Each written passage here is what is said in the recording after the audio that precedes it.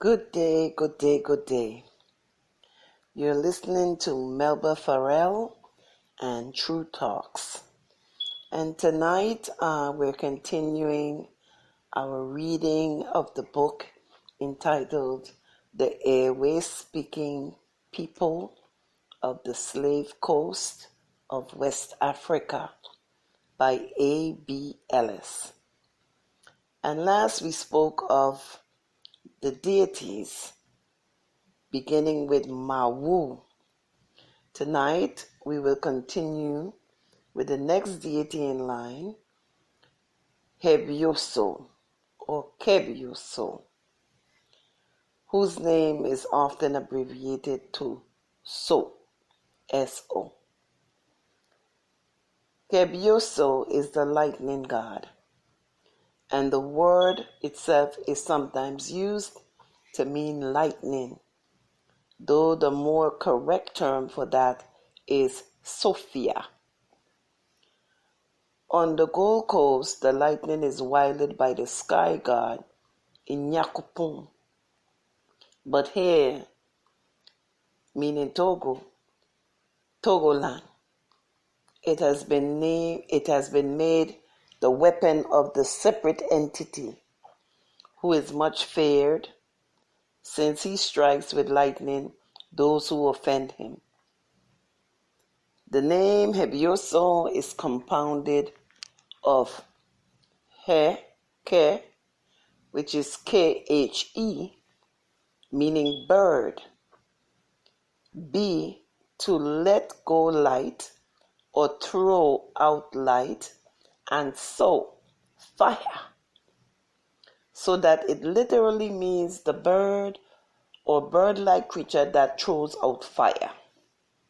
As the thunder cloud rolls along in Kekeme, the free air region, and as the region can, to the native mind, only be traversed by birds, the Ewe-speaking Negroes imagine that Khebioso is a flying god who partakes in some way of the nature of a bird.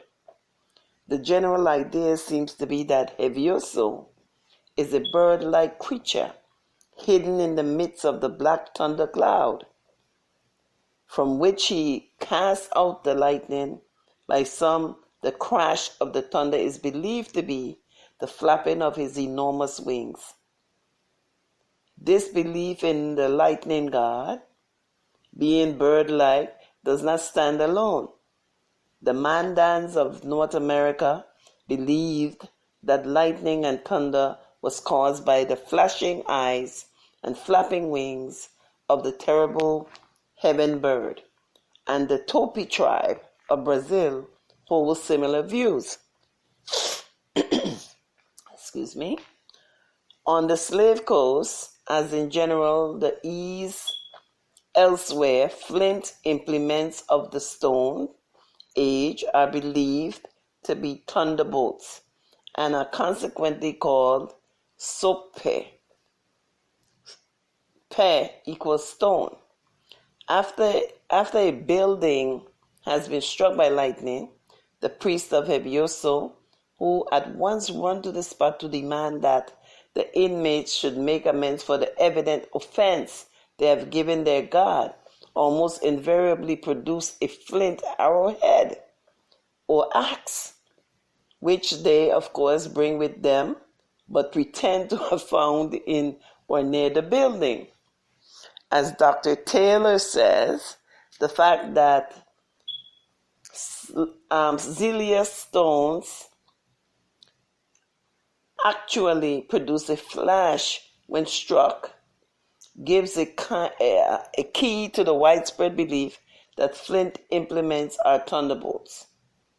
Besides his priests, Khebioso, like most of the gods of the Ewe-speaking peoples, has a number of women consecrated to his service, and of course we know these are priestesses, and who are commonly termed the wives of the god, the native name for them being Kosio.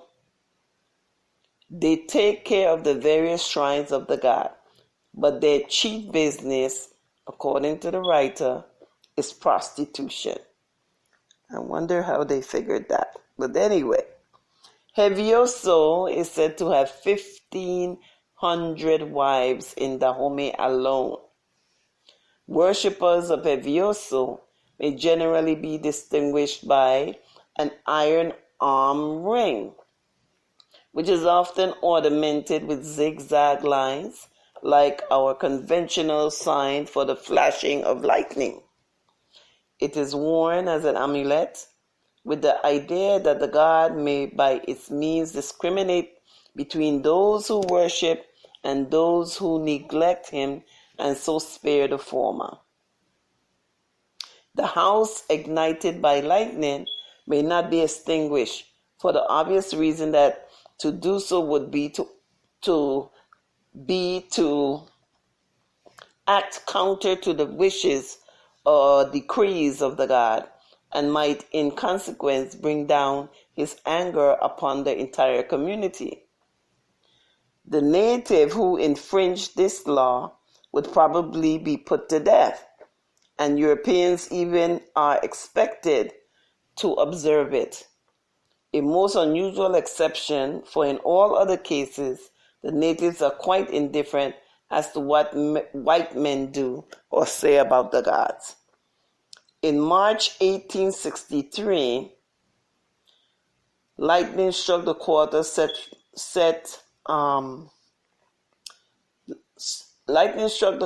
of the French Catholic missionaries at Guaida and set fire to them. The inmates naturally extinguished it, and the principal, Mr. Borhiro, was brought before the Yevogan, captain of the white men, to answer for his conduct. He was ordered to pay a fine to the priest as an offering to pacify the god, and upon his refusing compliance was imprisoned, but was subsequently released upon payment of a fine to the Yevogan instead of the priest of Khebioso. There go the underhanded stuff. Anyway, I'm keeping an open mind. So I'm reading our book, The EWE Speaking Peoples of the Slave Coast of West Africa by A.B. Ellis. Mr. Ellis continued to write. He says, even if a house be struck by lightning and not set on fire, such an accident itself carries with it a very serious consequence to the inmates, for it is at once invaded by a mob of priests and worshippers of the lightning god, who, while pretending to search for the holy Sope, the thunderbolt, strike the house of everything portable. It strips the house of everything portable and secure their plunder in a large wallet, always worn by followers of Khebioso. In addition, fines and compensation are demanded, for the fact of the house having been struck is proof that the inmates must have been guilty of some act of omission which had angered the god. If the fine imposed cannot be paid, and the priests are generally very extravagant in their demands, imprisonment or slavery follows, and it is not at all uncommon for a whole household to be enslaved in consequence of such an accident. Wow. So when lightning strikes and kills a man, no search is made for the sope, possibly because the conditions afford no opportunity for plunder. But the priests and wives of Khebioso seize the body with loud cries and shouts of Khevioso has killed him. He was infamous. He was evil, and Khevioso has killed him. He struck him, and he is dead.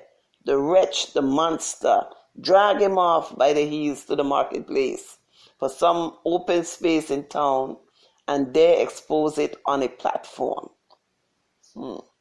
Strictly speaking, a person killed by lightning may not be buried, but it is usual for a priest to allow the body of a free man to be ransomed.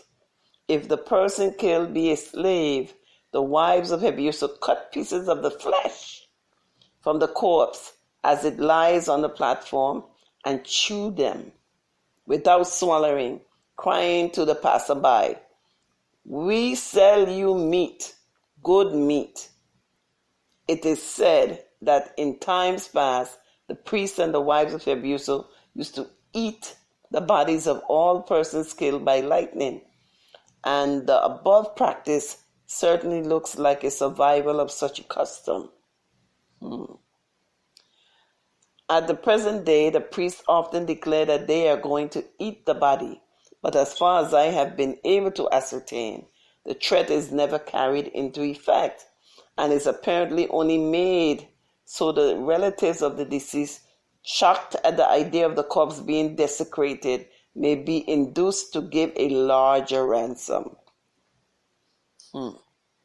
Directly the growl of the thunder is heard in the distance. The priests and the wives of Khebioso rush into the streets and testify their joy at the approach of their God by the most extravagant dances and by loud and unearthly shouts and cries, and their wild shrieks resounding in the darkness of the night, in the interval of oppressive stillness between two thunderclaps, are heard with terror by the shuddering natives cowering in their huts. This practice, while it tends to inspire the uninitiated with awe, also enables the priests and wives to see if any houses are struck, and even if a house is not struck, it is easy for them, amid the darkness and general horror, to declare that such a one has been struck and to produce the sope as proof. Interesting. Saturday is sacred to Khebioso and is kept as a holy day by his followers, who pass it in eating, drinking, and dancing. The food at these repasts consists chiefly of mutton and male kola nuts. For sacrifice, the heads are torn off fowls and the blood sprinkled upon the ground of the sacred enclosure, which is always surrounded by a hedge or fence made of a shrub with broad coniform leaves, which is sacred to Khebioso and is called soyan or ayan. The leaf of this shrub, held in the hand, will, it is believed, prevent a musket from bursting. And there we have it, our talk on the deity of the Ewe speaking people, Khevioso. Next, we will talk about Legba, Elegba, or Lekpa, okay, and of the Ewe speaking deities. You've been listening to True Talks with Melba Farrell, and I'm glad you like it. If you like the post, please leave your comments, click like, and thank you so very much for listening. Good night.